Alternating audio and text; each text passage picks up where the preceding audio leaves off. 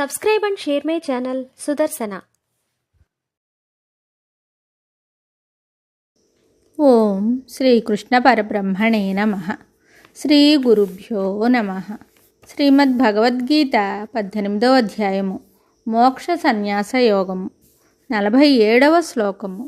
శ్రీ భగవానువాచ శ్రేయాన్ స్వధర్మో విగుణః పరధర్మాత్ స్వనుష్ఠితాత్ స్వభావనియతం కర్మ కుర్వన్నాప్నోతి కిల్బిషం. శ్రేయాన్ స్వధర్మో విగుణః పరధర్మాత్ స్వనుష్ఠితాత్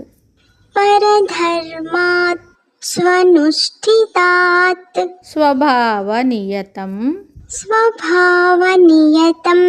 కర్మ కుర్వన్నాప్నోతి కిల్బిషం. శ్రేయాన్ స్వధర్మో విగుణః పరధర్మాత్ స్వనుష్ఠితాత్ స్వభావనియతం కర్మ కుర్వన్నాప్నోతి కిల్బిషం. ఈ శ్లోకమునకు భావము భగవానుడు చెప్తున్నాడు. తన యొక్క ధర్మము గుణము లేనిదిగా కనిపించినప్పటికీ చక్కగా అనుష్ఠించబడిన ఇతరుల ధర్మము కంటే శ్రేష్టమైనదే అవును. స్వభావముచే ఏర్పడిన కర్మమును చేయుచున్నప్పుడు మనుజుడు పాపమును పొందలేడు.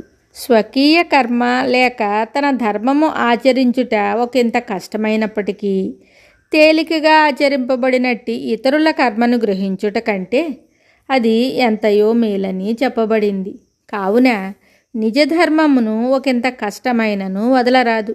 స్వకీయ కర్మను పై శ్లోకమందు తెలుపబడిన చందమున ఈశ్వరార్పణ బుద్ధితో చేసినచో మనుజుడు పాపమును పొందకుండును. ఇచ్చట స్వధర్మం అనగా ఆత్మకు సంబంధించిన ధర్మమని చెప్పవచ్చును.